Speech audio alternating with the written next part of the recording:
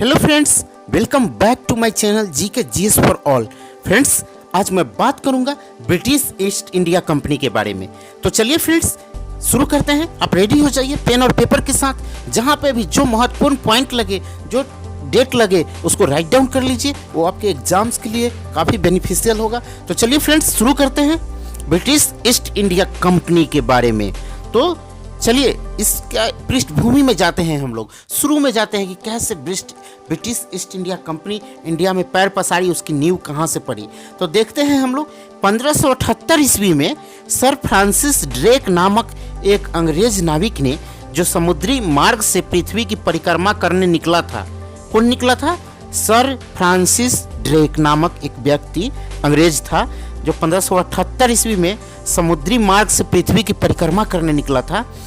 उसने लिस्बन, जहां पुर्तगाल की राजधानी है लिस्बन, जाने वाले एक पुर्तगाली जहाज को लूटा।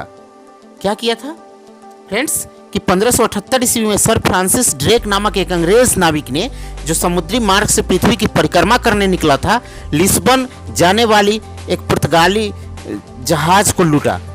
इससे उसे एक नक्शा मिला जिससे उसे भारत जाने का मार्ग तथा भारत की समृद्धि का पता चला तथा आशा अंतरिक्ष की ओर जाने वाला मार्ग का ज्ञान मिला।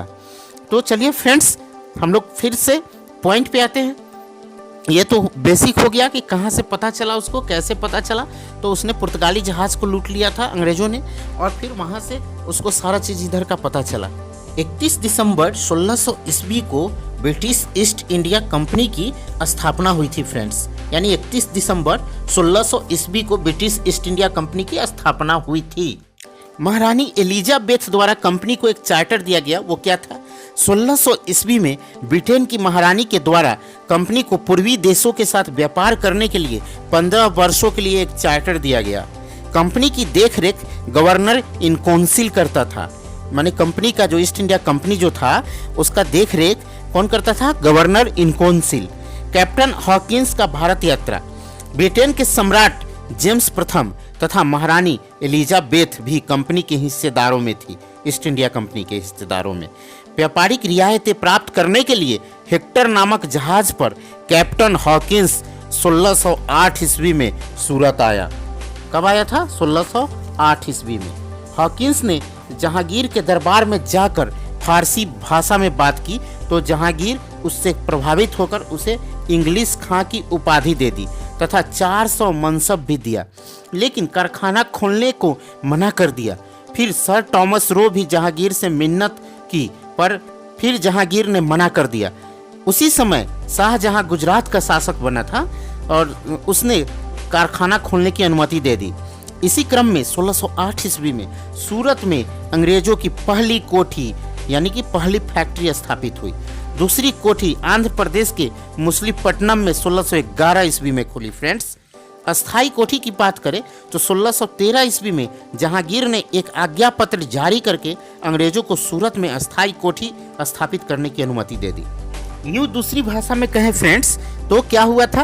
पुर्तगाली तथा डचों के बढ़ते व्यापार को देखकर 1600 ईस्वी में अंग्रेजी व्यापारियों का दल रानी एलिजाबेथ प्रथम से भारत में व्यापार करने की अनुमति मांगी। एलिजाबेथ प्रथम तथा जेम्स प्रथम ने उस व्यापारियों के दल में अपनी अपनी हिस्सेदारी भी रखी तथा उसे 15 वर्षों तक व्यापार करने की अनुमति दी। अच्छा लाभ की उम्मीद में व्यापारी पूर्वी देशों के साथ व्यापार को निकल पड़े। भारत में अंग्रेजी व्यापारियों का पहला जहाज हेक्टर 1608 ईस्वी में सूरत पहुंचा। सूरत में हेक्टर नामक जहाज के साथ राजदूत कैप्टन हॉकिंस भारत आया था। कैप्टन हॉकिंस अरबी एवं तुर्की भाषा का अच्छा जानकार था, इसलिए उसको भेजा गया था भारत में मुगल सम्राट अकबर को पत्र देकर प्रभावित कर सके। इसीलिए कैप्टन हॉकिंस को भेजा गया था क्योंकि वो अरबी और तुर्की भाषा का अच्छा जानकार था, और उसको इसलिए भेजा गया था कि भारत में मुगल सम्राट अकबर को पत्र देकर उसे प्रभावित कर सके, बात करके प्रभावित कर सके। 1605 ईस्वी में अकबर की मृत्यु हो चुकी थी, परंतु कैप्टन हॉकिंस को यह पता नहीं था। कैप्टन हॉकिंस समुद्री मार्ग से आने वाला प्रथम अंग्रेज था। कैप्टन हॉकिंस 1608 में आगरा जाने के लिए निकला तथा 1609 में आगरा पहुंचा मुगल सम्राट के पास।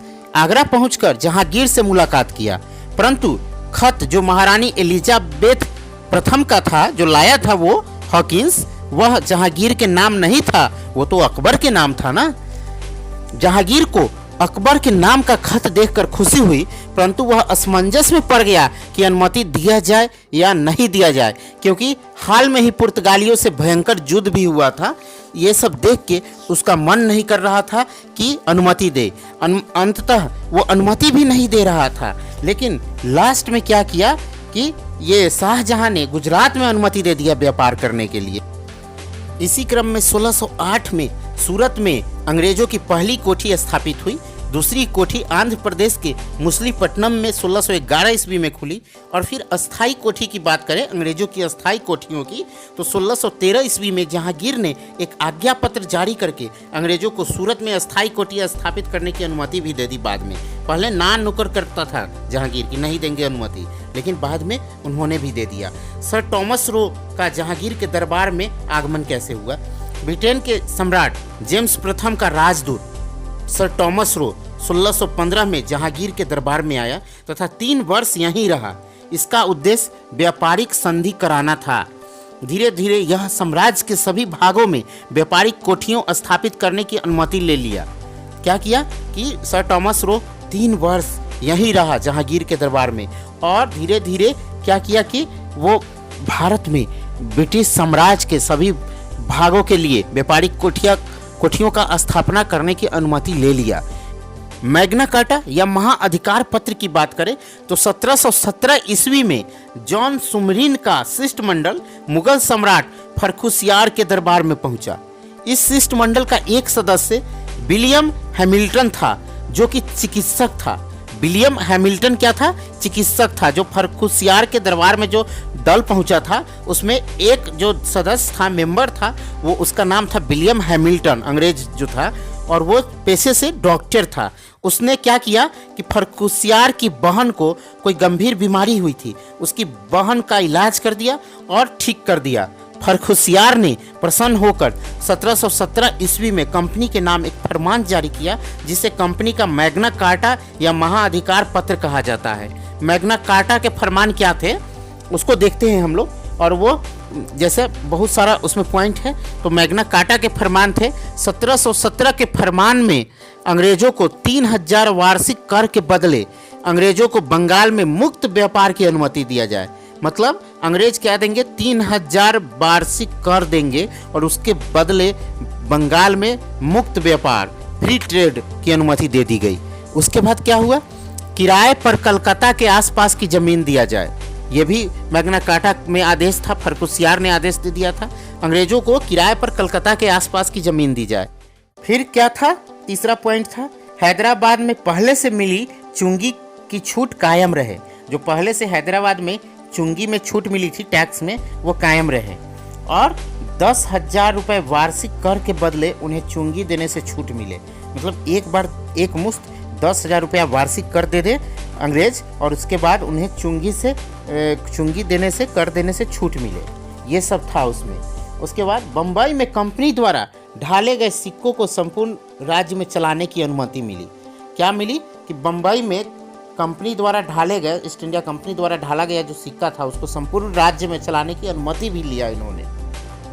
तो फ्रेंड्स, देखा आपने कि कैसे ब्रिटिश ईस्ट इंडिया कंपनी की स्थापना भारत में हुई और किस तरह से भारत में धीरे धीरे अपने साम्राज्य को कायम किया और अपने साम्राज्य की नींव को मजबूत किया और इंडिया के लोगों का शोषण किया, पूरे देश को बर्बाद कर सैकड़ों वर्षों तक ब्रिटिश शासन इंडिया पे कायम रहा।